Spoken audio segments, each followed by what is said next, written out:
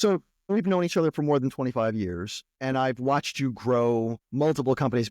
More importantly, I've watched you grow multiple companies in different industries. And I think that's super important because I think anybody who could grow an 8 or 9 figure company could probably grow another 8 or 9 figure company in the same industry, right? Because there's a lot of similarities. But to be able to have a track record of building successful companies in multiple industries says, at least to me, that there's something inside of you that that translates over to almost any company. And like you and I have had this conversation in the past, that if I ever ask anybody anything about you when it comes to business, they'll say one thing. Everybody will say the same thing. They'll all say that you've got this one thing in common, and that's that you are like one of the best salespeople that they know. But I know a lot of great salespeople, and none of them could grow a business. You've been able to grow multiple companies, and it's not because you're a great salesperson. Why is it? So, I definitely consider myself a good salesperson. There might be better salespeople than me out there, but I mean, you got to love what you do. I love sales, but what really comes down to, in my experience, is relationship building. You have to be an expert and understand how to build true relationships if you want to build a company. Now, there's other aspects to, growing a company and, operations and everything. But my expertise has always been, at least I believe it is, that I develop very quick. I'm very quick to be able to connect with people. But then beyond it, people don't like to do business with fake people, where somebody's just trying to sell you something. So I think I'm very good at being able to speak to a decision maker or people below the decision maker to get to the decision maker. But it's all about building long-termly beneficial relationships that are genuine, not just fake. I'm not trying to sell somebody something. When I want to do business, or obviously I'm trying to engage with them that we can have, mutual back and forth. But I don't want to do business with people who I don't like. And I know that sounds like a kind of a ridiculous statement, but no, it's absolutely true. In my line of work, or at least how I've always done business, I spend a lot of time with my clients. I invest the time to get to know them, get to know what they need, what they want, not only on a business level, but what's going on with their families. What do they enjoy to do? And then I try to incorporate all of that into that relationship. If they like to golf, I will go golfing. If they like to go fishing, I will go fishing, and I'll enjoy their company. And again, I don't know how much you want me to get into it now, but I mean, I have, you say multiple companies, but a lot of the companies that I've built, I have the same clients in completely different industries, So I was in the call center collection agency business back in, the early to mid 90s. And I'm still very good friends with, the CFO of one company and the chief, risk officer of another company, where I'm in a bridal party. I'm at their children's, communions or bar mitzvahs or college graduations, literally 30 plus years later. And these same people who trust me, who like doing business with me, hey, I have a call center. Hey, I have a collection agency. Hey, I have an energy brokerage firm. Hey, I have a new family business where I put my children into credit card processing. And they move on to different jobs, and they look for reasons to do business with me, and vice versa. So it's, in my opinion, people like to do business with their friends. So make sure you're a friend to your customers, so people that you can trust, that you want to go through your life with. That's kind of, I guess, my philosophy, or my I won't call it a secret. That's just how I roll. Yeah, I think that's, like, I've watched you again. I started by saying we've known each other for 25 years. What I should have said is that we've been friends for over 20 years. I forget, you and I are having a conversation the other day, and I don't know if we came to a conclusion as to what came first, business, where one of my companies was a client of one of your companies, or we met and we're friends. I forget which one came first. I think your company somehow solicited my company, and I was probably a dick because, we were both in our 20s at the time, and said, I don't want to talk to anybody but the owner. That's pretty funny. Probably that's how we initially talked. That was before I got, before I was able to hide my ego. I'm kidding. No, I actually don't remember myself, but prior to that, we had a pretty good, business relationship, and we did a lot with health and fitness. At some point, we had over 6,000 health clubs that we were servicing, and we made our way through from literally one health club in Staten Island, New York. We became a preferred vendor and went to the trade shows and worked that whole circuit and eventually integrated into the softwares, the club management systems, and that's how we found you, I think, as a client. I love being out in the field. When I'm in the office, I feel like I'm not being worth my time. Like, what I enjoy doing is building relationships, meeting new people, spending time with the people that I want to do business with. And I don't want to say working people, but like, I just enjoy saying, hey, do you know this guy? Do you know that guy? And just networking. And I probably give more, or if not at least to my business associates as I take, so I'll say, hey, Chris, can you introduce me? Do you know this guy? Do you know that person? Oh, by the way, when you need something, if you're just talking about your company or your business or what's going on, your children traveling, hey, I know somebody who might be able to help. I know this person who just went there. I know this guy who does business with this company. I think they could be able to help. And it's just ongoing, nonstop conversation to just help make connections. It's all about connections, this big network of knowledge and relationships. That's what I think is a key component of success, no matter what industry you're in, what business you're in. Especially when you're talking about entrepreneurs at the top level. It's the old who you know, not what you know. I'm sure there's a lot of guys that are a lot smarter than me who may or may not have been successful in running or starting a business because they just didn't seek that help. They try to do it all on their own versus find people that are smarter than you. Find people, birds of a feather. Just help each other. That's really what it comes down to. I mean, you've helped me tremendously throughout all my career with all of my companies, and hopefully I've provided some, benefit to you and the other guys that we're affiliated with. But, hopefully people reach out to me as a resource just as much as I reach out to them. I got to take a step back in something that you said, because I think I don't want it to get lost in that. There's a lot of people who will hear this and they'll still be very, very confused because they'll say, oh, well, it's not all about sales. It's about relationships. Okay. I know I got to focus on relationships. I got to focus on connections and some of the other, keywords that you threw out there. But then you also quickly explained how you do that, which I think is so much more important. If we left people and said, well, just focus on relationships, I think 99.9% of the people would screw that up because most people don't understand what relationships are. They already are bad at them. So for us to tell them to be better at them, that sucks. But you said earlier on, I need to get to know people. Like if somebody likes to fish or somebody likes to golf, I like to fish and I like to golf, right? Magically, I like to do whatever you like to do because and not because you're trying to get something from them, because you're trying to enjoy something with them. You're trying to connect with them using something that they already love. Right. You're sharing time.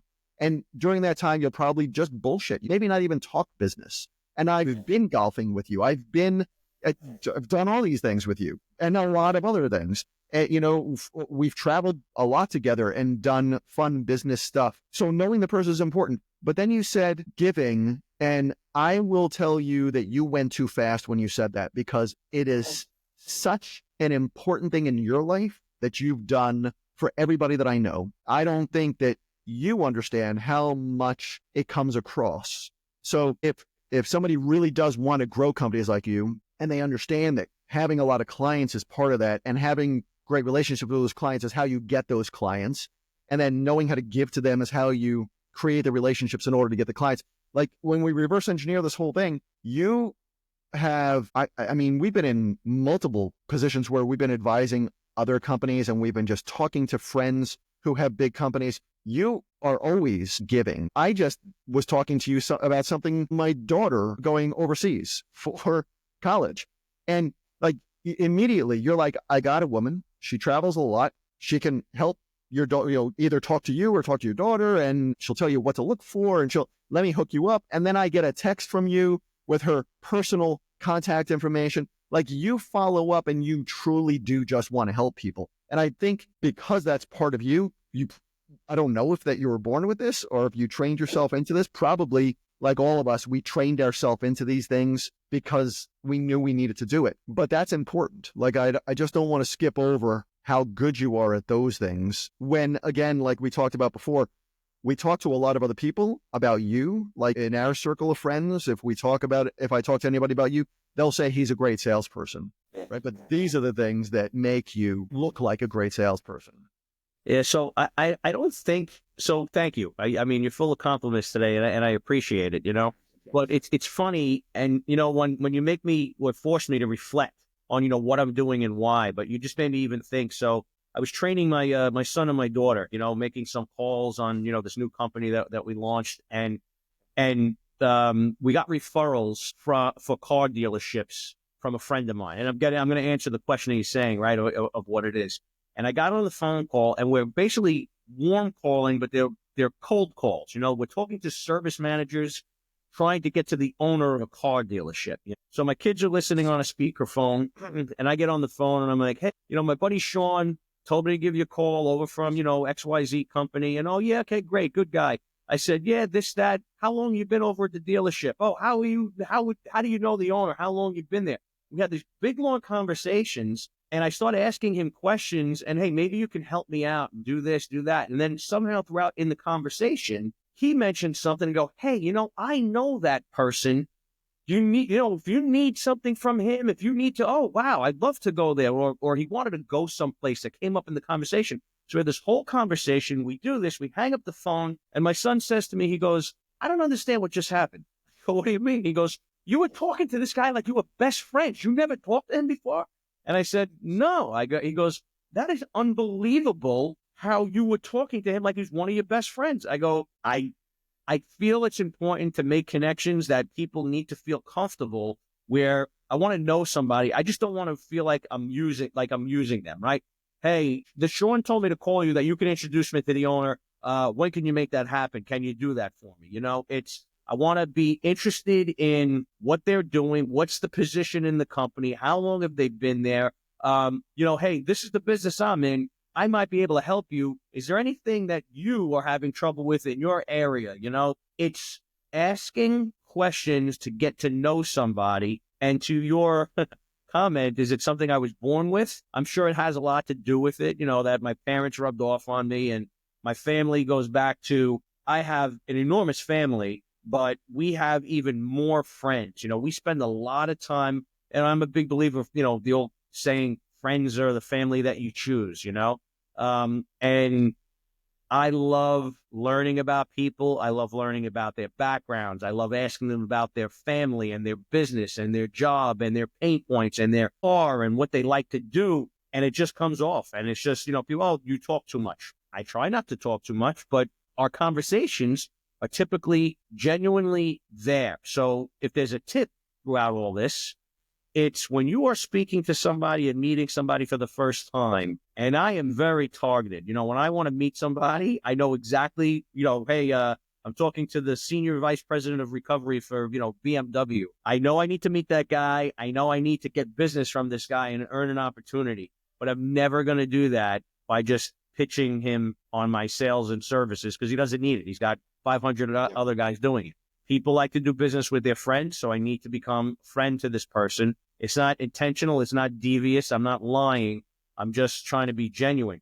And every now and then I'll come across somebody that we just don't click. I mean, there's no way in for me because he doesn't like my personality or doesn't want, has nothing because he's more, cerebral, I guess, versus social. And we don't hit it off, and I'll probably never get that client to that business. But, you have to have a good set of skills where you can, and there's all types of psychological, in sales, right?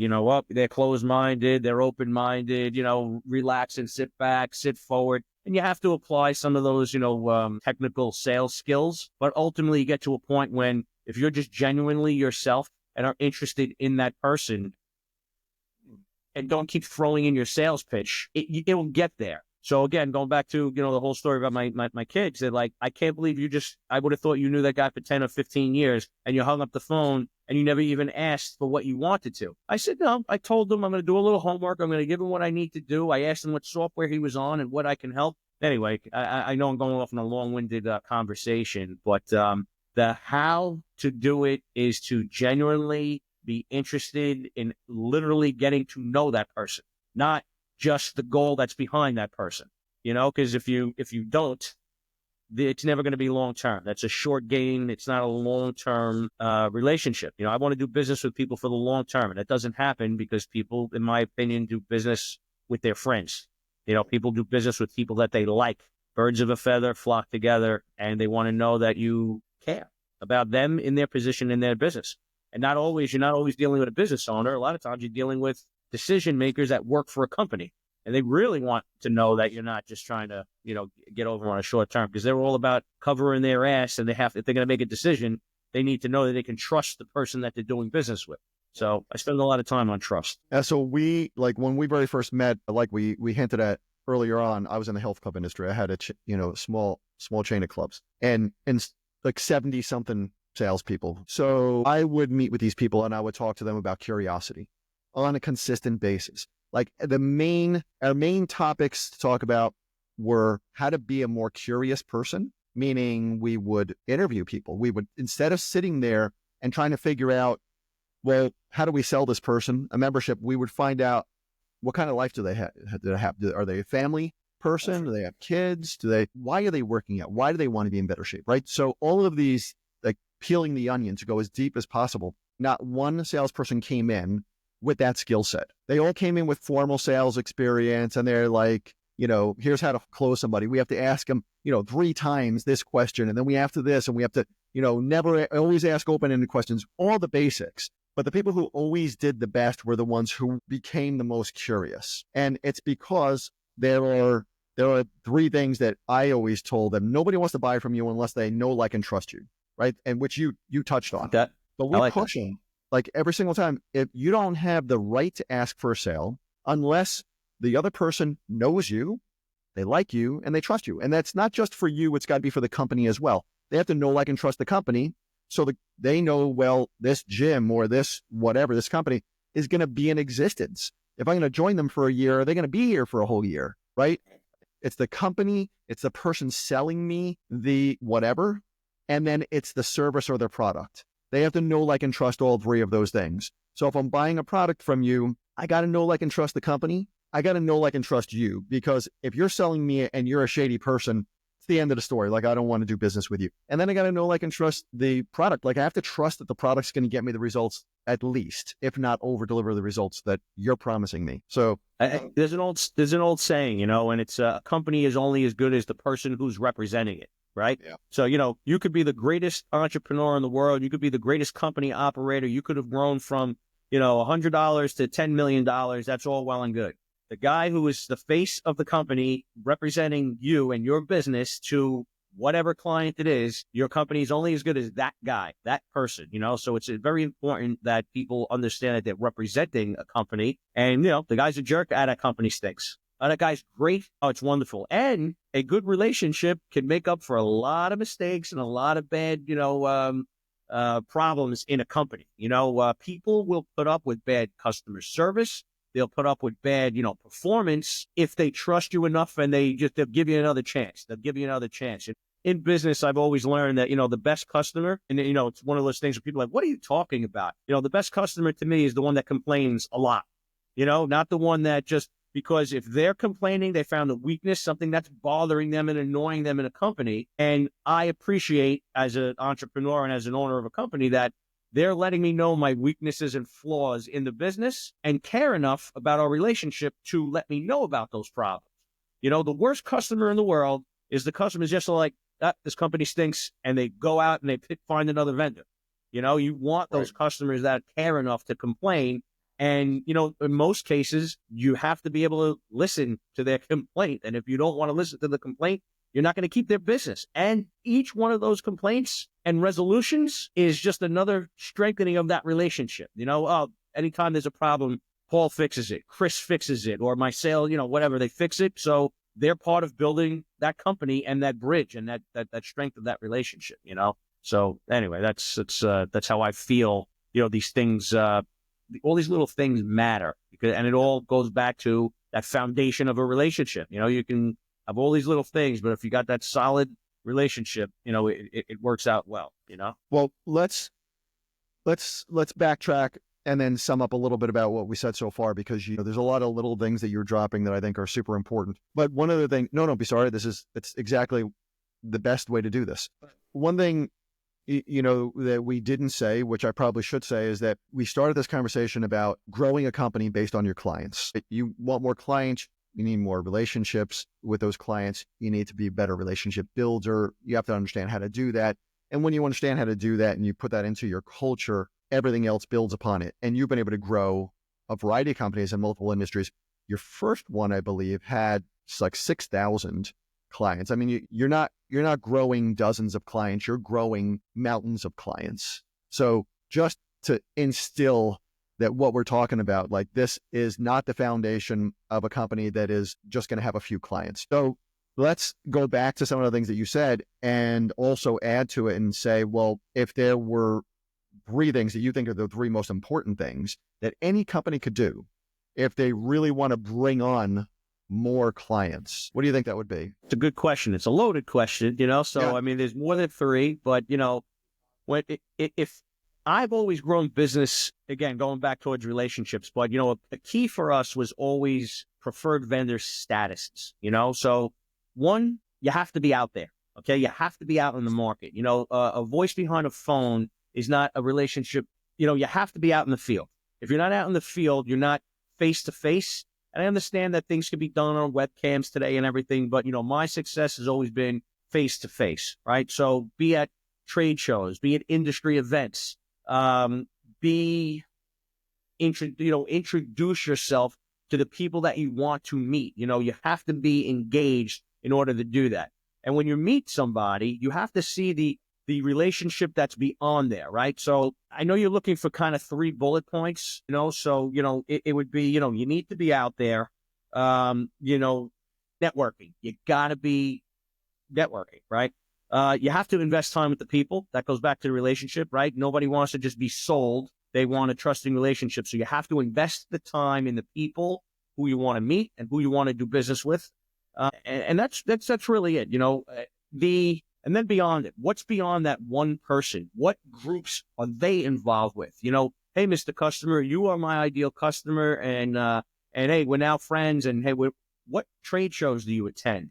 What other customers you can do? So, I'm not a cold caller. I don't like cold calling. I think that, you get to a certain level, good salespeople, going back to, hey, I'm not a salesperson, but good salespeople, once you get to a certain point in your career, you should never have to cold call again, right? So it's be out there in the field, be genuine and try to build relationships, and make sure you're always asking for referrals to grow that network. Those are 3 things that are super important. And this can kind of tail off into a story as an example, right? So, hey, you grew over 6,000. So that company, we had way more than 6,000 customers. 6,000 was just the health clubs that we serviced, And I was young. I was a kid. I was 24 years old when we started that business. And we picked up a World Gym in Staten Island. And we were doing receivable management for this one health club in Staten Island. And we became really good friends, right? So we're going out, we're doing this. We were all kind of in the same neighborhood. He liked me so much. He's like, hey, you should come out. You're collecting so much money for us. You should come to the World Gym Convention. It was the Arnold Classic at the time when Arnold was still, in the middle of bodybuilding and everything. It was mid-90s or early 90s. So we go out to Ohio. I had no idea what I was doing. It was such a small company. And we go out there and we pick up 6, 7, 10 more World Gyms. I still have the next guy at the hotel. I made flyers and I was sticking them under every single door in the hotel. I figured people were, all there for the convention. Guy picks up the brochure, opens up the door. I was like in a panic. I'm sitting there in shorts and he's like, what is this? I go, well, I have a collection agency. We specialize in gyms. That guy is still, he's 6 gyms down the road later. He's still one of the second World Gym that I ever got. From that convention, fast forward, there's World Gym. They're a franchise, right? So I set up a meeting with the guy's name was Mike Uritz, and he was the CFO at the time of World Gym Licensing. I get this first big appointment. It's my first national appointment. I fly out to Venice Beach, California. I meet with him. Yeah, sure.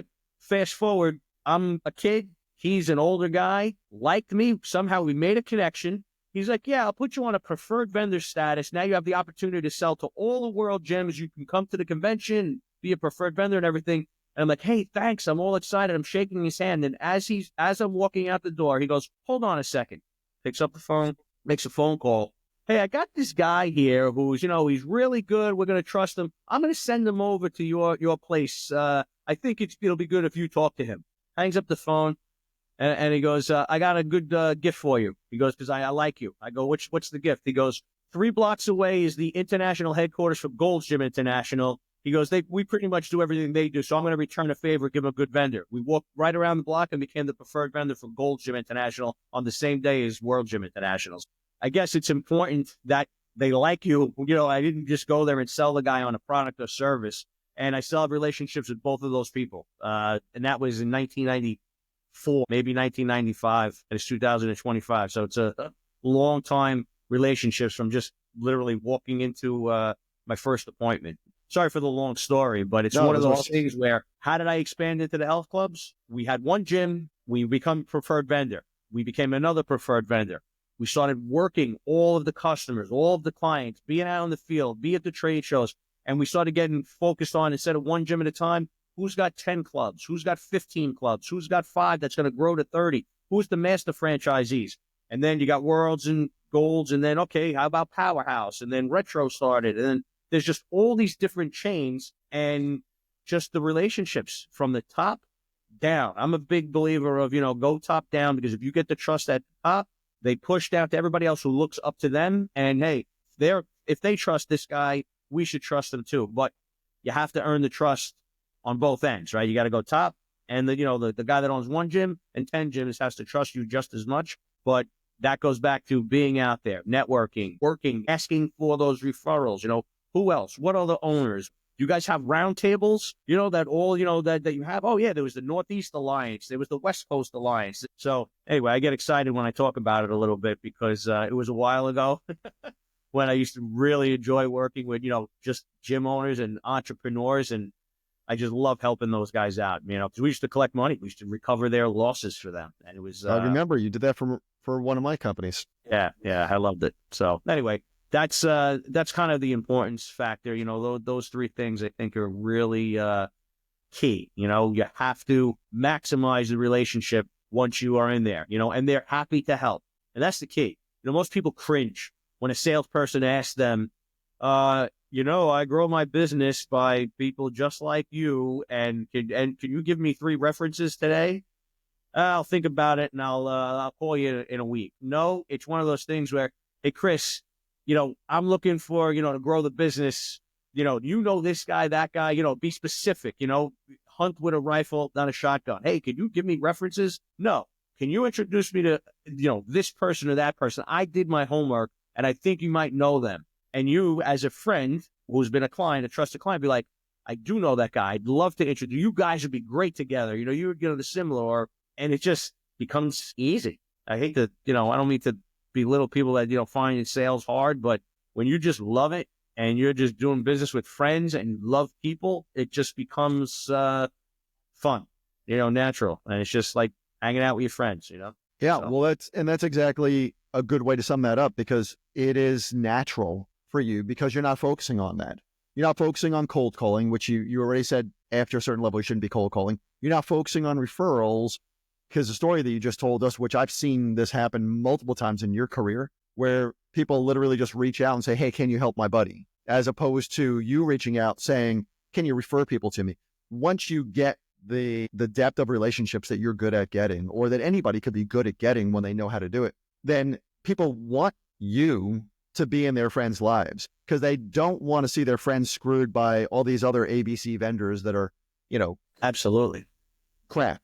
To be honest, I mean, you and I both have been in business long enough to have some battle scars from people who come in and overpromise and underdeliver. Whereas when I work with somebody and I know that their heart and soul's in it and they're over delivering, then I want to share the love. I want them to work with my other friends all the time. So one of the first things I always do when I start a new business is, and again, I didn't make this up. It's just one of those tips and tricks. I don't remember where I got it from at some point in my life, but I get out, again, I'm going to sound old. I'll get out my legal pad, my yellow sheet, and I'll write pages of everybody that I know. And that list gets longer, and it's a very long list these days, but I'll list out everybody. And I do give that same tip to every new salesperson. I did it to my kids and every new salesperson I starts with our company. I want you to write down every person you know. Like, what do you mean every person that I know? My aunts, my uncles, yes, every person that you know, because you're going to be shocked when you go through an exercise where all these little connections, right? Going back to networking, somebody knows somebody. And when you just have it down on paper, and now, this person from Gold's Gym from, 94, I know this person, but each one of the, where are they now? What are they doing? And, I'm in a different industry now, right? So now let's just take credit card processing for argument's sake. I'm listing everybody that I know, and I tell salespeople all of a sudden, oh, you know what? Their sister owns a nail salon and they can use credit card processing. Or, this guy, his uncle is the CFO of this company. Or, my energy company right now, I have a meeting tomorrow with the owner of lamps.com, right? Because we sell a lot of lighting products. And I would have never known that guy, but there's my friend's cousin who I play cards with, owns this big building development company who I wouldn't think twice about calling up and going, hey, George, this and that. Oh, I don't need that. But you know what? You should talk to this guy because he's happy to refer me over to somebody. And I don't know him very well, but we like each other, So anyway, you just never know where you just make a list. And, one of the tips of you starting a new business, how do you grow from, small to large? You need to understand that you're much better off calling people that that have 1/100th of some type of a connection than just cold calling somebody out of the blue. And I try to tell that to all the salespeople they don't want to bother people that they know. They're shy about it. They're worried about it. Nah, they'd rather do business with you than, somebody that they don't know, right. Going back to your point, Yeah, absolutely. Hey, if somebody's watching this and they've got clients and they've also got maybe some salespeople and they want to create a list that they could give to their salespeople and they say, follow this list to retain your current clients and maybe to then create that kind of deeper relationship that blossoms into much more business. What do you think, what would be the golden rules for retaining clients? So you mean a company is giving a new sales guy, hey, this is now these are your clients. They didn't get them in the first place. They're taking care of company clients. Yeah, well, I would say either. Whether I had my book of clients first or I came into a business and they gave me a book of clients. Either way, now I'm the guardian of those clients and I have a responsibility to create magic with them. So, we've been in business a long time, so how important it is to really get to know somebody. That's what we've been talking about, right? So if I have a salesperson, and we call them house accounts, right? So if I get a junior salesperson on and they're doing it, we want them to prospect and put on their own clients.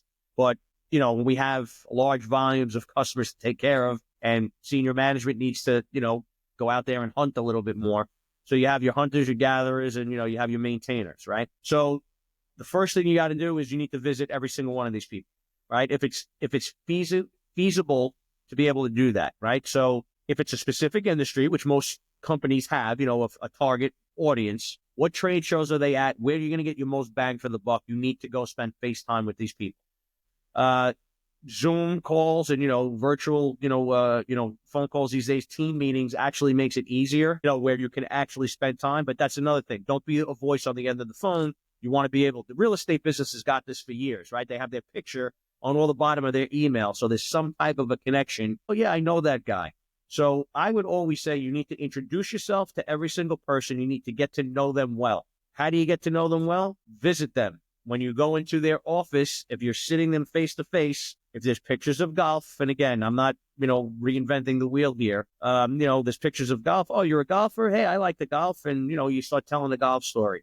There's pictures of kids. Oh yeah, how many kids you have? Oh great, she's cute, she's adorable. You're interested in their life.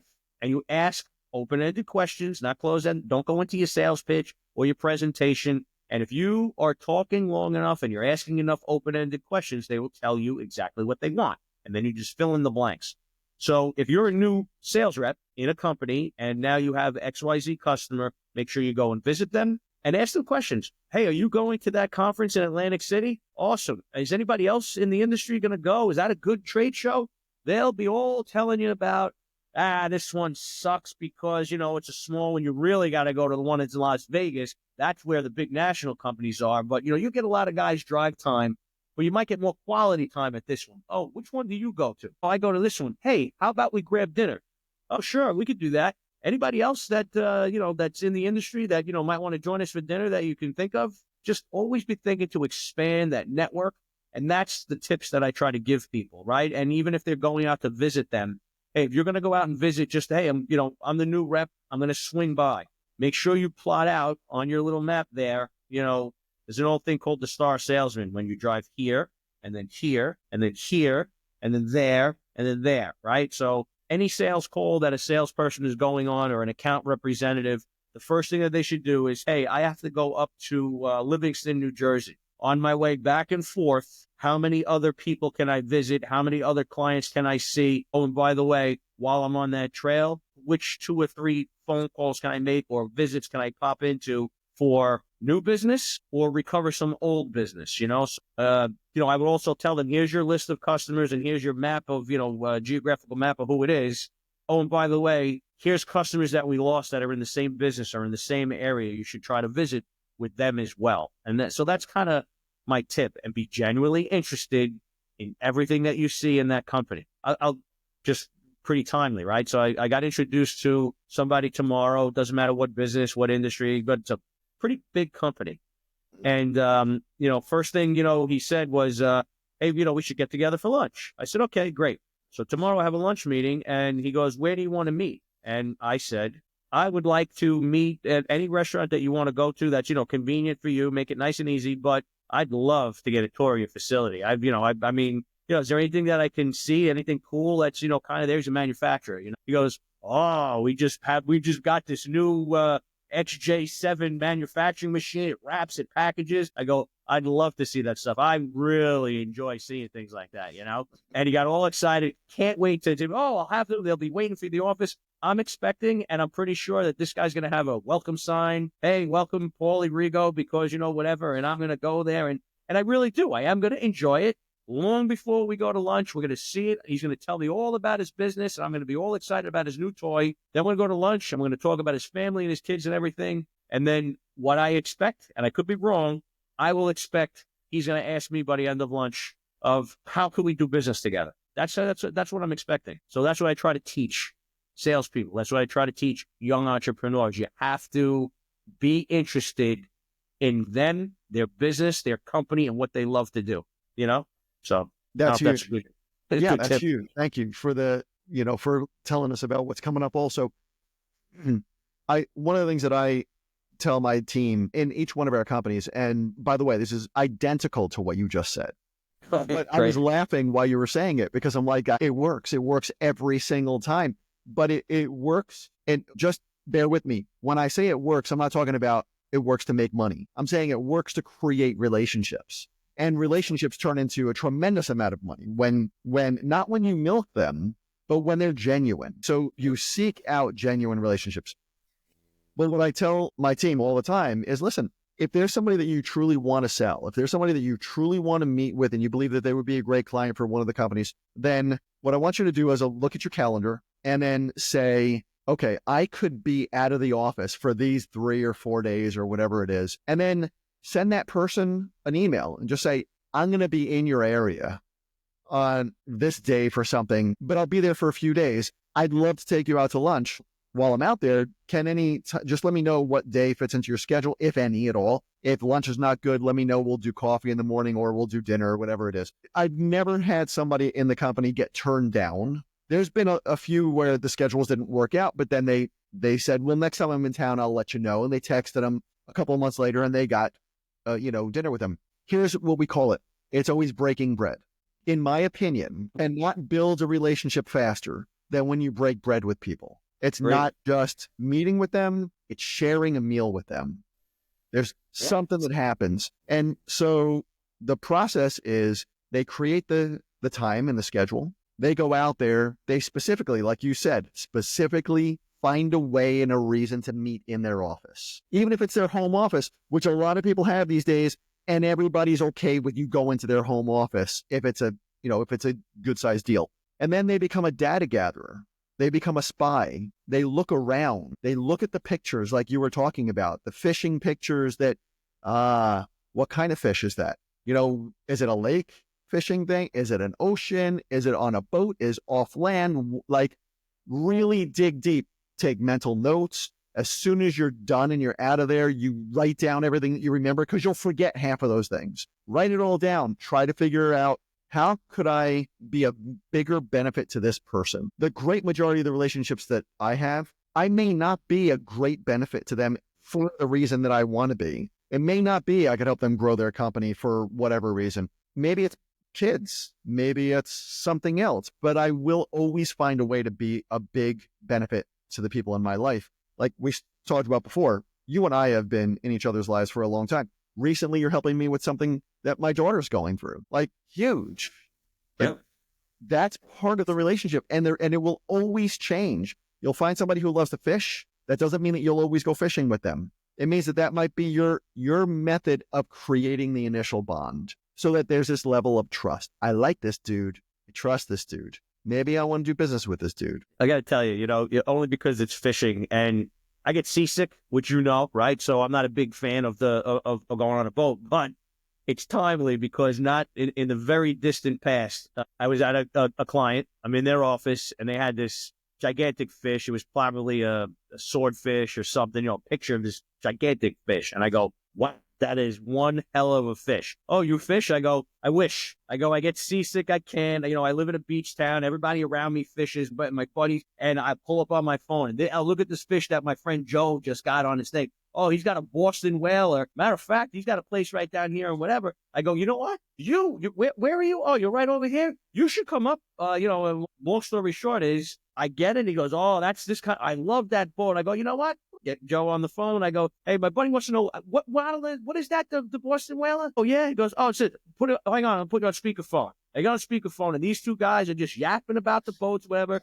And literally, the two of them went fishing together. I was Gilligan. I had the beers, I had this, and I go, as long as we stay by the shore, I'm okay.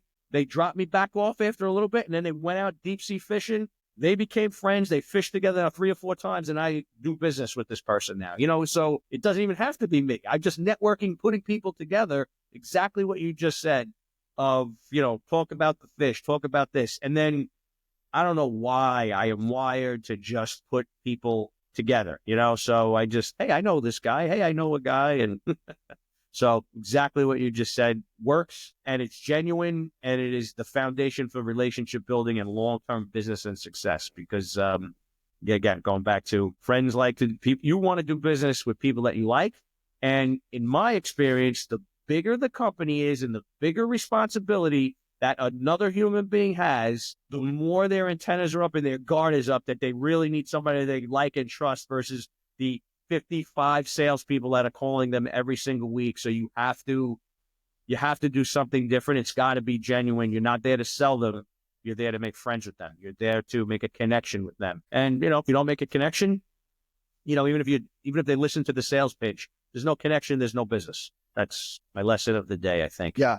I'm going to piggyback on that lesson because I think it was so cool. What I'm going to say now is going to derail us. I apologize in advance. Hey, I don't know. It has nothing to do with business, but you and I and everybody else who hears this, are founders, entrepreneurs, whatever we want to call ourselves, which means we all have that same stupid, sick mindset that we enjoy working and we want to grow things. Right? Which sometimes becomes all encompassing, which sometimes leads to us working a little bit too long, whatever. Right? So when we work a lot, especially when we're in growth mode, we're not out there with friends. We're not, sometimes not spending enough time with family, which I think is sinful. Like, I jealously guard my family time, but that wasn't the way it was in the beginning. Right? So what we're talking about right now gives me the ability, at least, to have fun and enjoy business. I hate the saying, find something that you're passionate about and you'll never work a day in your life. I think that's one of the stupidest things that I guarantee you the person who started that was not a business person. If they were a complete fucking failure in whatever they did. The truth is, you need to find one or two things about a highly profitable venture and enjoy those things. I love relationships. I love being able to have good communication with my team members. When I have my team meetings, I really like the people I work with. I really do like the people I work with. I like our clients inside of my companies. I like the people that we work with as vendors, and for the most part in our companies. I could probably pick one or two that I could do without, but Sure. yeah. And then there's a couple of people, most of them, who I consider friends in my life, right? And people laugh at me all the time because I say I have 7 friends, and they're like, how do you only have 7 friends? I don't know. I got 7 friends. And these are people that I've known for a long time. I would take a bullet for them. I think every one of them would take a bullet for me, not even questioning it, right? Yeah, I agree. Those are relationships. And I think that when you're growing a company, especially one where you're going to have clients where you'll probably go through blood, sweat, and tears together, where their company will grow and be a benefit because they're working with you, and your company will grow and be a benefit because they're working with you, right? That relationship is synergistic. You need to really like those. You need to create strong relationships with them. And that's what makes it fun. And again, I don't know if I said this before, but you touched on it about, the old adage of, you do something you love, you never work another day in your life, but there was times, and because you knew me, but I was on a plane 6-7 times, a month, if not sometimes, during the convention season. I was in Vegas 18, 22 times a year. I basically would come home on the weekends, for these months, and everybody's like, oh yeah, you're living the life of this, and there were days where I'm literally in Chicago for lunch and then getting on a plane on a puddle jumper to go to Dallas for dinner with different clients. But we were always doing fun stuff, right? So I'm at a Dallas Cowboy game and a Chicago, game. I'm in Pebble Beach golfing. I'm going to a Laker game. Fun. Everybody's like, wow, I wish I had the life you. Busy. Well, really what it came down to, I had young kids, and I have brothers, I have a big family, and I used to say, I spend so much great, and we're always doing something fun, right? You're entertaining customers. So you got to, and our entrepreneur group, we've done, some of the greatest things, most fun things, once in a lifetime, racing cars and all that stuff. But, I spent so much quality time with these business people that if it was a chore that I really hated it, like I never wanted to tell my wife, I'm going away for 3 days to Texas to go hang out with, Mike, Johnson. Ugh.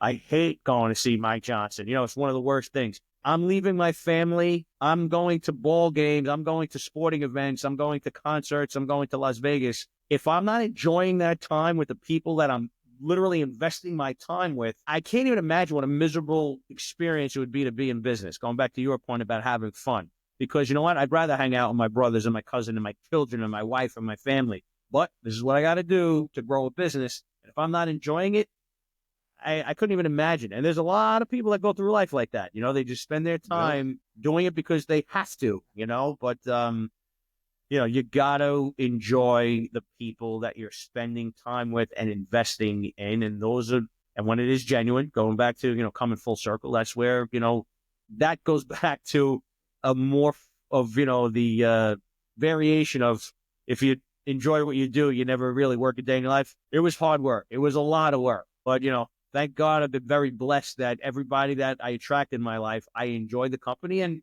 the bad people that I don't like or just aren't good people, don't have high integrity, somehow they weed themselves out, or we never start that relationship in the first place, and you recognize it early and often, and I hope that everybody else does, So, you don't want to be in business with people that you don't want to be in business with or don't want to hang out with. It just doesn't make sense to me. Right. I'm gonna take a little bit of a spin on that, because one of the things that we focus on a lot when it comes to clients, but also this is not just for clients. This is for our team members. It's for customers, and like you, as you know, and most of the listeners know, I have a portfolio of companies. So I've got a variety of different companies. Some of them are service companies, some of them are product companies. So we have clients and we have customers and others, right? But this goes for everything, and it's that we want to make sure that our clients or anybody that we're dealing with, we're creating memories with them. We're creating experiences with them. 2 amazingly important words. If there's nothing else that somebody walks away with here, if they tattoo those 2 words, I mean, there's just so much gold here, but if they just tattoo those 2 words on their their brain, it'll change everything. With clients, when you are with them, like you've already explained a lot of these things, but you're touched the tip of the iceberg of the stories that I know about you when you've taken your clients out. You create memories that people talk about for decades later. And it's not that you go out there and you drop $1 million to create a memory for somebody, but you know them so well that you then go out there and you create the experience for them, which turns into a memory, which turns into trust and liking you and a long-term business relationship and friends. It's turned a lot of these people into friends of yours. But it's not just with clients. Like I said before, we do that with our team. The people who we don't make memories with on our team, who we don't create team experiences with, they're not part of the team that long. Like they're the ones that drift off, and it's our fault because we didn't go out there and learn enough about them to create the right memory with them. Even with our newest company, which is the dog supplement company, the experience that we create when somebody receives the first box with the supplements inside of it for their pup, we put so much time and effort into thinking about the box, the wrapping of the box, what they feel when they open it up, the story, the booklet that they get so that they know. I mean, it's an experience. And when you create that, there's this wow factor. And people are like, oh, I feel like this company over-delivered. It does go out there and create a bond, even when we're not in front of somebody. Nah, it's perfect. And you know, you reminded me, and I know you like stories, so, you know, I'll tell a couple here and there, but, you know, you are correct. I did have a reputation, you know, at the conventions so the way I grew business after a while was I used to host a dinner. And I used to go to a nice, you know, restaurant or whatever it was, and I'd invite some of my larger clients, you know, the Bank of America, Toyota, you know, some of these guys. And then I'd invite 4 or 5 other people. So there'd be 20-something executives at the table, all in the same business, all from the same conference, would never say a word of business, right? They're passing by. I'm like, hey, what are you guys doing tonight? Hey, why don't you come to dinner? Oh, I don't know. I got plans. Well, who else is going? Well, this guy from Toyota, this guy from Bank of America, this guy, oh, all those guys are going? Who the heck are you? Okay, I invite them. Big table. I don't say a word. I just sit there and listen to them talk and have experiences. And I go, you got to do business with these guys, man. They give us the best experiences. They entertain us, you know. So I never in my career has ever given a kickback or a rebate to a, you know, they don't do it. All these people did business with me because we just built these relationships. So what will we do? At the convention, everybody's doing the same thing, walking around. But hey, guess what? We're having a dune buggy excursion in the hills, you know, in the dunes, which, you know, we did also. And who's that memory, that experience, right? So there's another conference or convention in Puerto Rico. Everybody's in the conference except, hey, I rented 6 wave runners, so I'm taking 6 people. Why don't you guys all come? We're going to go run around the island and whatever. There's another island over there with this great tiki bar. Whatever it was to get out and be friends and hang out and spend quality time and then get back and have the meeting and, you know, be there. But, you know, it was these memories, and that reputation grows where you got to do business with these guys. They're awesome, you know, and we had a great reputation, and we still do in our current company. But I'm thinking, you know, where it all started from the genesis of how I learned all these things. You're right on. You're spot on. It's all about memories and experiences. And I have the same people from back then in the mid to late 90s to early 2000s today that still refer me business because you got to do business. They're great people, great guy, good integrity, you know, etc. And we still, and it literally talking 30 something years later, and I still have people who are retired who are referring me clients and businesses when they hear that I'm in a new business, you know. So it's kind of cool, but you have to implant that memory, that experience. That you got to go back. We did the greatest thing. We had that. You are exactly right, and right down to a product. And I've gotten a few products, you know, from you, but you know, some other people too, where you're just like, wow, what a great box. You know, just it sticks in your head. It's wonderful, you know. Always does. And then people talk about that. Like that's stupid. We create word of mouth, just like you're talking about. I think that's massive. So we've come, 30 years into the future at this point. We started early on, we've come 30 years into the future. Yeah.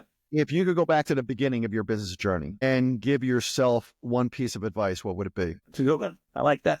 Giving myself some advice, huh? You know, I have very few regrets, so it's not, and that's anything that I wouldn't regret. I had some good advice when I was young as an entrepreneur. I was in the Rotary Club, and all the older entrepreneurs, one of their big things of advice was spend more time with your family, right? Don't always just chase the money, And I did a lot of traveling and a lot of entertaining, and I was away a lot. So I would probably look to balance a little bit more of getting the family time in there.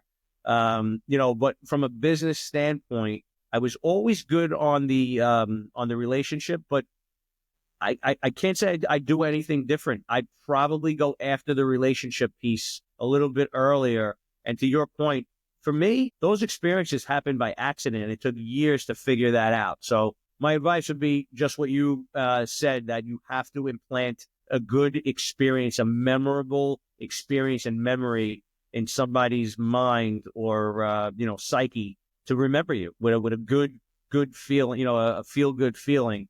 I don't think I did that early on. Early on, I was just chasing customers, and when I was in my young 20s, it took a good, I'll say it took a good decade, 7 to 10 years to mature enough to understand the value of relationships versus just selling. Because I was just a really good salesperson before I developed into a really good relationship builder. Mm-hmm. So I would probably go more for the experiences and the relationship building sooner. So that's I think that's a hard pill for salespeople to swallow for the most part. I would think it is, because they're a little nervous and, they're a little shy, for all that. But, if it's a tip, not to myself, but you got to be out there. You have to be out there. You have to be out in the field. I feel that I make no money when I'm sitting in my office. It's a necessary evil. I have to do it. But when I'm out meeting people and networking and just, you just never know the opportunities that really come about. So I don't know if that was really my advice to myself, but to young people, even if you're an entrepreneur starting your own business, I'll even give advice if you're in a hash studio. One of the most successful pizzeria guys that I know, he joined the Rotary Club, and he has, what do they say with pizzerias? Location, location, location, right? Just put it up in a good spot. This guy became such a successful entrepreneur because he joined the Rotary Club. He became a networker. He turned into a catering business that trumped the pizzeria. He started running camps, with all the food services, and has all these contracts in the high schools, all because he had this pizzeria. And his pizzeria is extremely successful. My point, though, was he just didn't advertise his pizzeria all the time. He got involved. He networked. He got involved in the community. You have to get involved. That's my tip. And I probably do a lot more of that if I had to go back in time, to get involved in the community or the areas or the industries that you want to. Trade shows, conventions, networking, local, national. You just have to do it if you want to scale, right? If you want to be a local business, that's great. But you can still do that on a local basis. But if you really want to grow a company, to your point, 6,000 customers, 10,000 customers, and really take it to another level, you have to be out there networking, not just with your peers, but the peers of your customers. That's the key. So I'm giving more advice in general than for myself, if I can go back to when I was 20-something, but a long time ago. Yeah, I know. People your age have troubles remembering back that far, but I'm glad you tried. Yeah. But I've been, again, the family and the kids are a big deal. Don't lose sight of the things that are important, those blessings in your life, right, versus just always chasing growth of a company, which a lot of guys like us get caught up in, right? Because, you're just always, I got to grow. If it's for my family, it's for my family. Your family wants you there. And, every now and then I'll get a comment of, well, you weren't around so much. Well, you weren't around. So I'd like for that comment not to be a reality, Yeah, I agree. I think it's a difficult decision. And, guns ahead, if somebody's just getting started and they're in their 20s right now and they ask me how to grow a company, I would probably have to pause and think about how I reply to that, because I know you monofocus on growing a company, you monofocus on one product, one traffic funnel, one focus, you will grow. If you break that up and you say, but I want to grow and I also want to party, or I want to grow and I also want to build a family, there's got to be a time where you're like mono-focused. And then there's an overlap. And the problem is that when you mono-focus on building a company, often you don't mature into, now I'm going to devote that amount to my family as well. Now I'm going to do both. And then eventually I'm going to have people running things in my companies so that I can focus more on my family or my personal health or whatever it is, so that there is that, I hate to use the word balance, but there is that balance in life, right? Where we, in my opinion, our businesses need to be so well built that they fund what we want. Like, we want fulfillment. Fulfillment, in my life at least, includes family, it includes friends, it includes health. Business is a way to fund that. I love growing companies, but I think I only love growing companies because it gives me the things that I really want. I don't know, and I don't need to question it.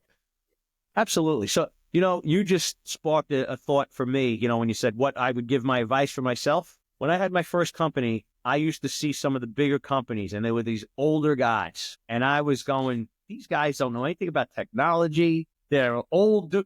I'm going to overrun these guys. They don't know what they're doing. I'm going to take over this whole industry, this whole business. If I could go back in time, it's another one of those sayings and those adage, I had no idea. I didn't know what I didn't know. So if I am talking to myself and I'm 20 years old, I would spend a lot of time with a lot of guys who have a lot of experience, of people that I want to be, like a mentor. But you cannot teach experience, no matter how sharp I think I am or how great I think I am at sales.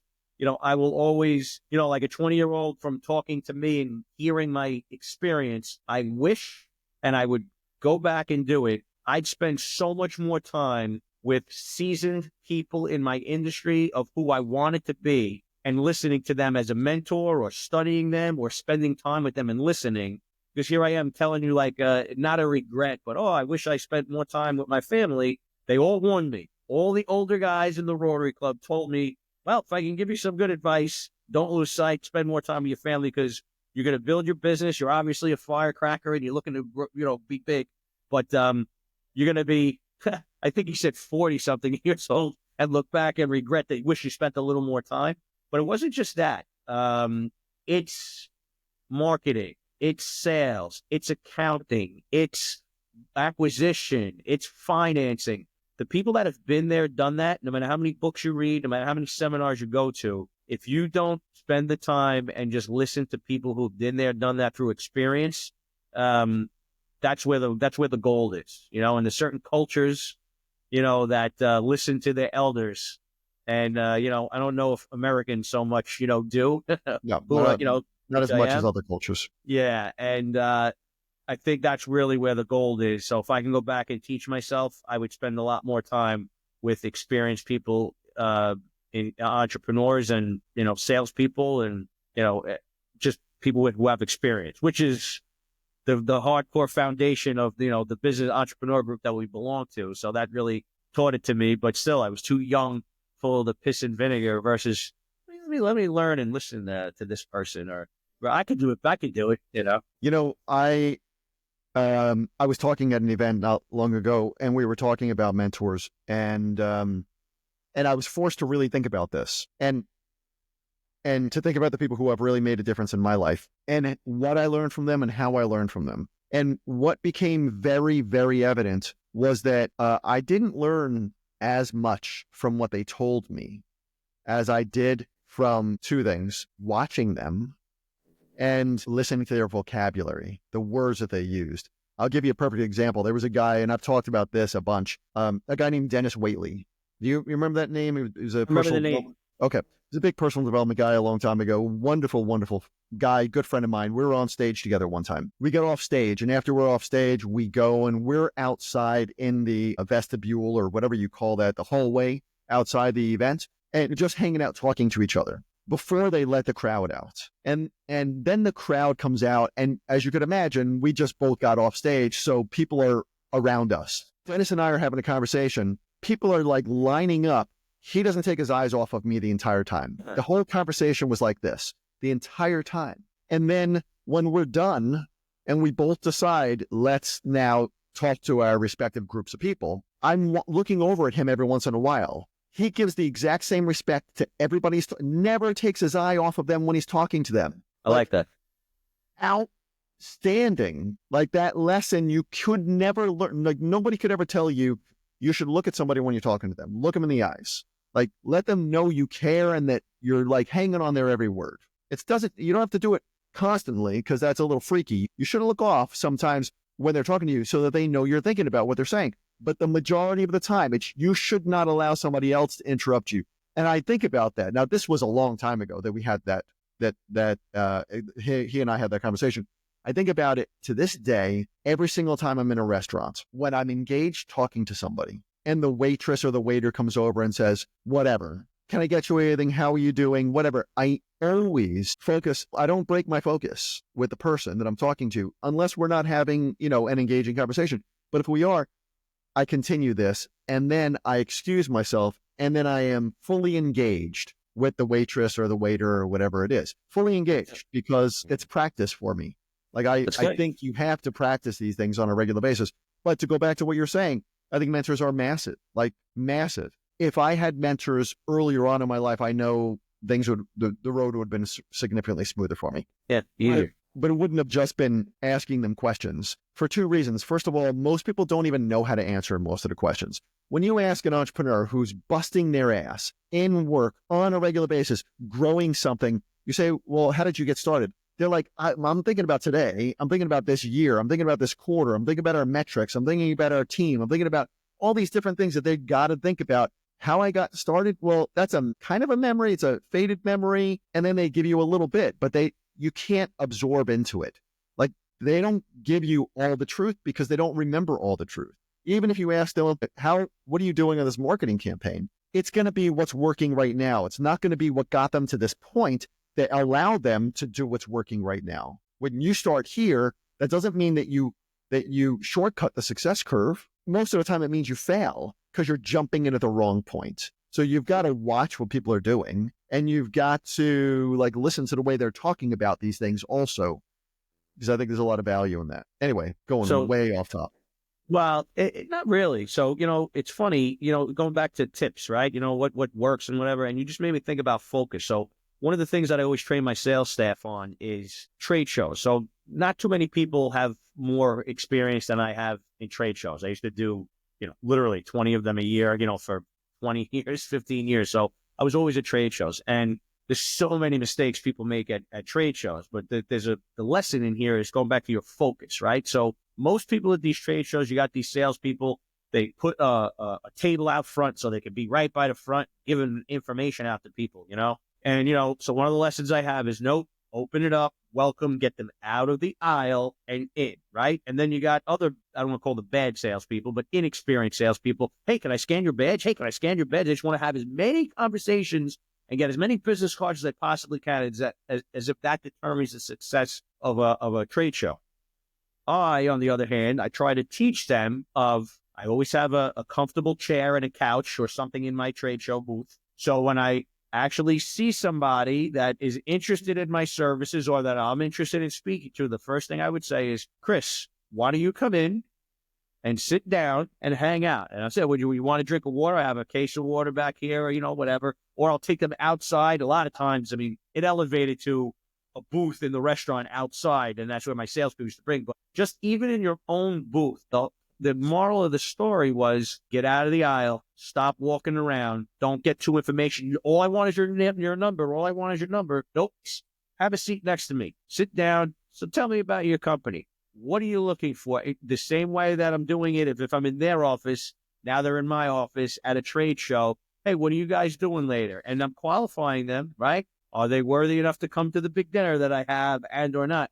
But the eye focus and the attention on that one person, that one account could be worth the entire trade show in spades, So going back to, I completely appreciate that mentorship that you're saying, that you learn that one thing with focus. And that's what really, that's the other thing. People need to know you care about them. Going back to relationships, it's kind of going full circle, but that is a huge tip, even and similar to you, you got dozens and hundreds of people coming up after a show to talk to the speaker, right? I have questions. I want to get to meet them. The trade show is similar. A lot of traffic, a lot of people, but focus on the one that you're talking to, and it pays off. So anyway. Listen, I believe it pays off, not just in the person that you're speaking with, but the respect that you're showing that person will emanate. Other people, the wrong people will get pissed and they'll just walk away.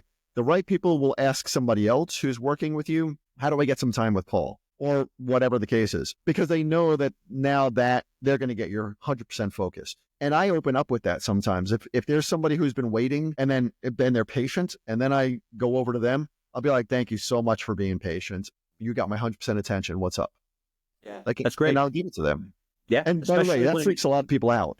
Like, there's a lot of people who don't, like, it depends on the area that you're in. In the experience that I was just talking about, where I just got off stage and people are talking to me, it freaks people the hell out.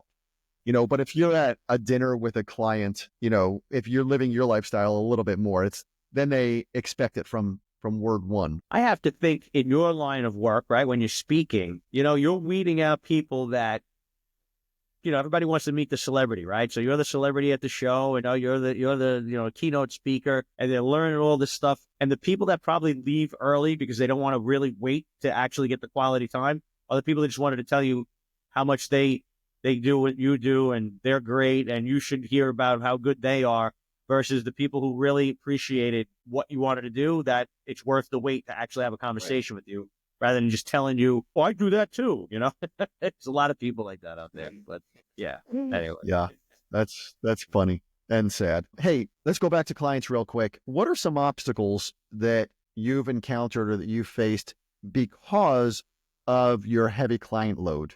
So let me give you an example of what I mean. If we go out there and fund inside of our venture capital firm, if we go out there and we fund a company, just blindly giving them what they want. Somebody wants $10 million, drop money into their account. Most of the time they would die, right? So that's not the way it works. But we know that from experience. We drop a little bit in, and then they have to grow to a certain level, and then they earn the right for more money and more money. It's the exact same way with clients. I had a buddy call me up a long time ago, big personal development guy, and he was in the advisory firm, Club 28. And he calls up and he said, hey, we hired this marketing guy who's a big name marketing person in this industry. He came in, he ran a sale, and we've never sold as much as we just did. Ran a sale, sold a ton of people. Now we are fighting for our life, and we may go bankrupt. Like, we projected this out. He's gone. He got his commission on everything. We may be going bankrupt. Like, what do we do here? And so we got together. We whiteboarded everything. When you inflow too many customers without having the infrastructure, the customer support, the ability to over deliver to them, the ability to deliver even the minimum, when you don't have that, you could die. So if somebody listens to this and they say, oh, listen, Paul's built all these companies. One of them went to over 6,000 just in the one industry, just in the health club industry. You said that you had probably thousands more from all the other industries that you were focusing on. So let's just call it 10, 15, 20,000 client. What are the obstacles that you face from a corporate standpoint that somebody needs to prepare for if they start doing these relationship things, if they really do take this to heart, and then all of a sudden people are not just coming to them more, but people are sticking with them longer, and they are referring people? That's a very loaded question. It's a great question, right? Because one of the biggest mistakes that people, entrepreneurs make is growing too quickly, right? You just can't bite off the more you can chew, and there's all the old adages again. There's a glass ceiling. Once you get to a certain level, it's hard to crack through that ceiling, So we're actually experiencing that a little bit again now. We have one of my companies is Greencrown Energy, right? And we hired a president to run that company, a few years back. Rockstar president. The guy's great. The company has grown to a level that he hasn't experienced before. I've mentored him, to a certain degree, and we got the other businesses that we're paying attention to. But I mean, I don't want to be cliche here, but when a company grows like this, they're that closer to the edge, like a roller coaster, and bam. So, you got to grow, you got to maintain. You got to grow, you got to maintain. So it's extremely important to actually understand. So some of those obstacles, especially back in the company that you're talking about, where, we became preferred vendors and we're stacking on dozens of clients a week, and you need more talented, staff, you need more talented managers, your customer service department is growing, your payment processing department is growing. So everything's growing. So you really have to take a step back and start to create processes. And that's where, you need to systematize businesses, right? So, at some point in my career, going back, what was instrumental for us was Michael Gerber had a program called the E-Myth Manager, right? So, the entrepreneurial myth.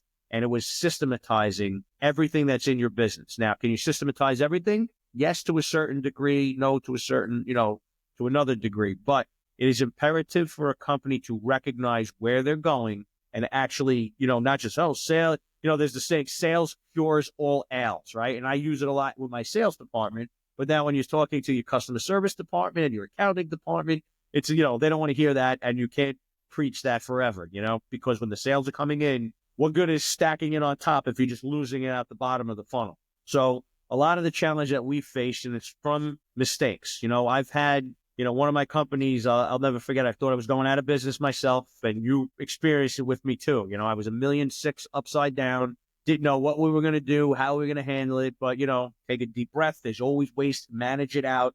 So that's another lesson that's in there, that, it's never as bad as you think. There's always a strategy and a way out. There's these solutions you can find. But, going back to these growth issues, how do you handle it? You have to be able to recognize when fast growth is coming, and you have to be able to systematize it, because you need your good people to step up to another level. Those people need to be able to have a manual or training systems or videos nowadays to be able that, everybody needs to step it up a notch. So whoever was, the assistant managers or the regular customer service reps, you hope that there's a couple of nuggets in there that can step up so everybody can move up together, take another seat on the bus. However, if your company does not have systems in place for proper training, for proper everything, for everybody to move up a step, you will die. That's how you fall off a cliff. That's how you go bankrupt. That's how and that goes for accounting departments also, right? In order to service these type of customers, how much capital, you're in the capital business. How much capital is it required to be able to handle that?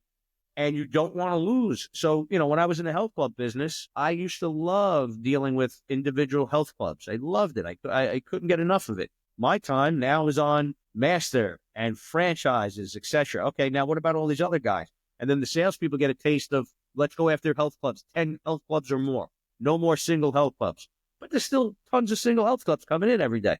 So you have to show them the love. You have to take care of them. You have to implement strategies and procedures to take care of them the exact same way. It's not always so easy, but it's just as, if not more important, to take care of your attrition and your client retention as it is to find new business. And that's a lesson that I'm teaching my kids right now in the credit card processing business, because they're starting to lose a couple of customers here and there. And it happens, right? You're going to have client attrition. You just don't want that snowball effect, and you don't want it to be because shortcomings as a company. You have to take care of the people that got you there, big, small, middle, all of them. And again, I don't know how much you really want me to go, but, we identify our clients as platinum, gold, and silver, and bronze. And we have programs for each one of those levels of customers, so our platinum customers will get 2 face-to-face visits a year. They'll get a different gift at, holiday time. And, one of the things during holiday time is we want, going back to your mantra, a memorable gift for those people, right? We want them to open up something that's memorable, that's expensive, X amount of dollars or more. And we've had these conversations in the past, but you can't just forget about the bronze customers that are all the way down on the bottom, revenue generation wise, because those guys can give you good referrals and they can grow the business.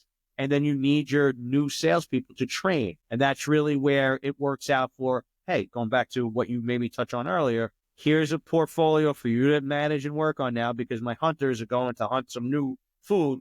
But how do you maintain them? How do you build a book? How do you get referrals? Hey, you'll never have to cold call. Why? Because you're going to maintain these relationships.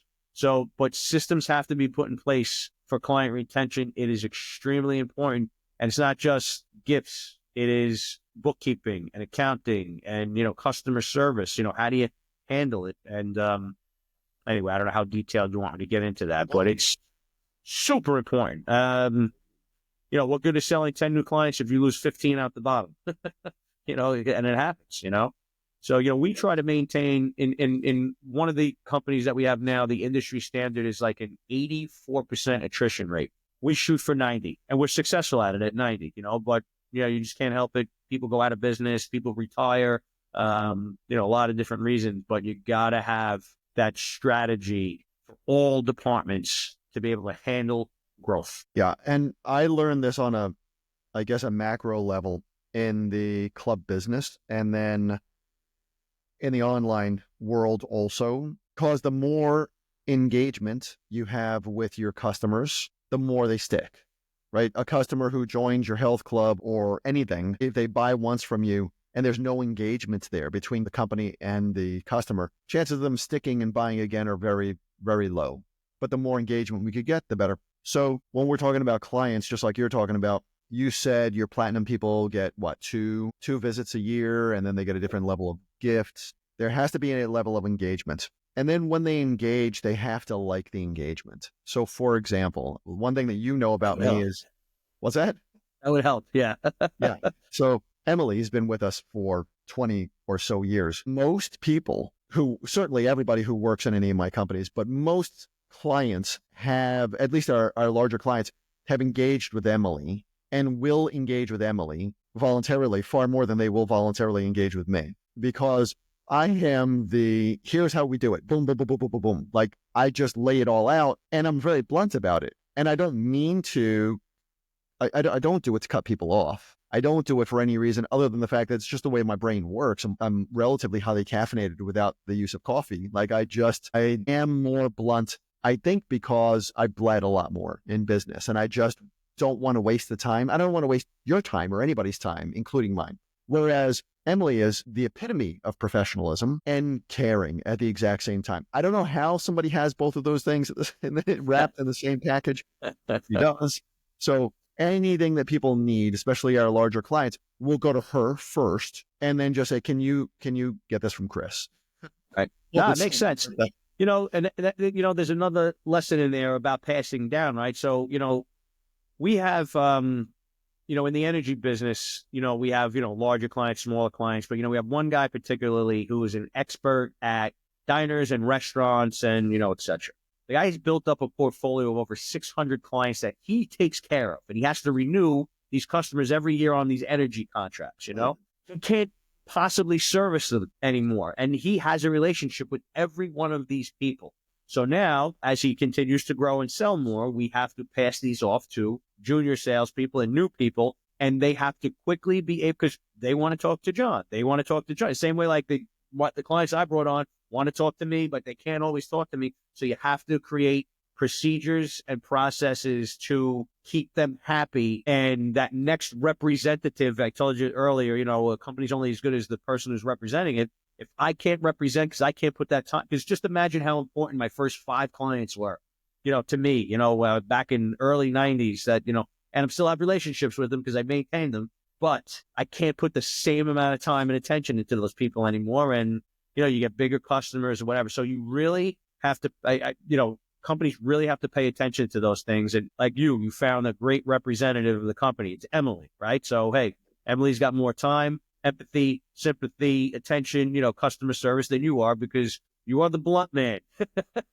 There's no doubt about it, and there's nothing wrong with it. People love you for it. They appreciate it. But some people need to be, coddled and cuddled a little bit. And that's why you have to get the right people in the right seats on the bus.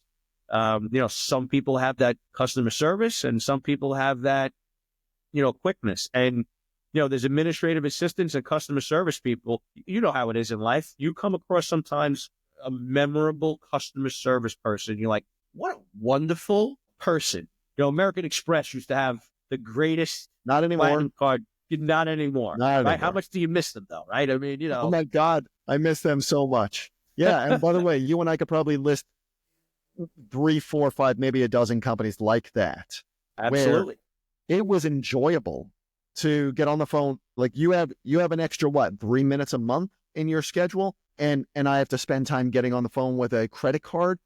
I do it with American Express with a smile on my face 15 years ago. Now I'm like, yeah, I give this to my executive assistant. Like, please just take care of this. I don't know. If you can't take care of it, the money's just gone. I don't want to deal with it. People you talk, it's like finding, get sayings, a diamond in the rough to actually find a person who's half as good, half as caring, half as knowledgeable about their company and the process. It's a simple question. Why do you need to verify my email 16 times and my home address and it just doesn't make sense. So the two that I don't mind now, I'm off on a tangent, right? So the two that kill me, American Express and United Airlines. It used to be Continental. I can't. It's just, I'm gonna freak out. That's how bad, it's just, they used to be wonderful. You get to the platinum level and you had the perfect representatives. There's no special educated representatives anymore. So it goes right and then to, they lose the clients. Like they lose those customers. And if they don't lose the customers, somebody goes on a podcast and says something bad about that company, and it retards or pushes off other customers, right? It dissuades other people from wanting to actually do business with them. And it goes back to your lesson though, right? It's why are they that bad? Because they grew so fast. Acquisition, right? United Airlines was Continental, and they all these acquisitions of airlines. It's thousands and thousands of more customers. They grow. AT&T with DirecTV, it's the same thing. Cable companies, they're just doing these huge acquisitions, and they're doubling, tripling, quadrupling their staff, their customer base, and they're losing what got them so successful in the first place. So back to your point of the lesson, is those are the obstacles. Growing is difficult to maintain the same quality of service. If you do not have systems in place, it's almost impossible to be able to replicate it. So the more detail you are with training and systems, be able to pass off that manual to the next person to be able to step up into that position, the more difficult it will be, and a lot of times detrimental. Right. And as you and I both know, which is pretty much how we started this show, you've been able to duplicate this in multiple industries. And you have not been able to duplicate this in multiple industries because you're a good salesperson. You've done it because you're good at building relationships and you're able to systematize what happens inside your companies, which allows you to go into duplication mode. Not just go into duplication mode with your team inside of company A, but then take a lot of this into a new venture, which has been integral for us inside of my portfolio. By the way, you just sparked another kind of thought. It's, hey, I'm great at relationships. My internal relationships with my own staff is just as, if not more important, with my relationships with my customers to be able to grow a business. Yeah. I had my executive assistant. I took her to 3 companies with me before she became the CEO of 5 places of her own. So, she was pretty good. I lost 2 executive assistants to become executives in big companies, which some people say it's a good testament to me. I just mad. I'm happy for them, but it wasn't so great for me. But I did take a lot of pride in it because ultimately I taught them how to, like Emily, I'm sure for you. I mean, Emily can probably, run systems, and, she's had so much experience like we do.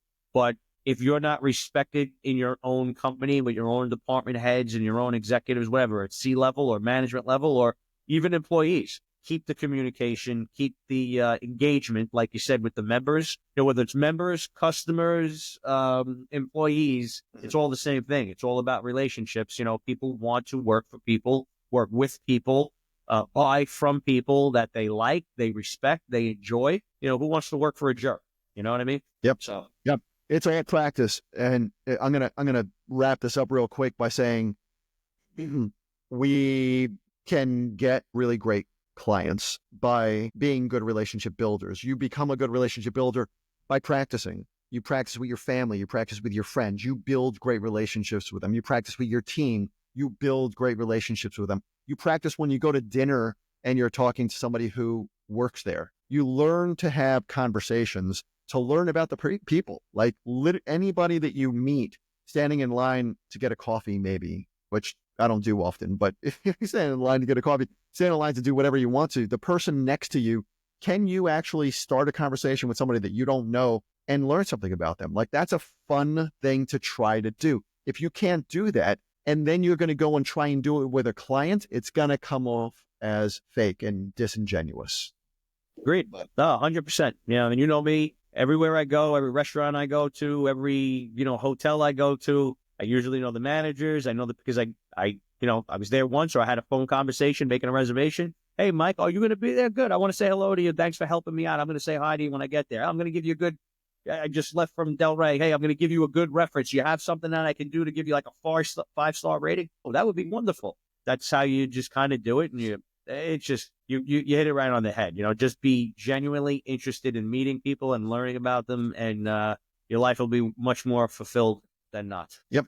Hey, Paul, this has been so valuable and fun because, I mean, we're we're buddies. So it's rare that I get a chance to have a friend on the show and to get a chance to just hang out, not just pick your brain, but share stories. So it's great. It's much better than stepping in and taking a bullet for you. I'd rather just have this conversation than take a bullet, So now a lot of fun. I really enjoyed it. I love just even sparking memories of, that we know each other for, 20, 25 years, maybe even more at this point. But a lot of great memories going back to the roots of business that you forget, you forget what like you mentioned earlier, it's just, hey, I was here, but I love reminiscing about the roots and how you got started and all the different companies. So I learned a lot from you along the way, but great stuff. Thanks for having me, and appreciate it.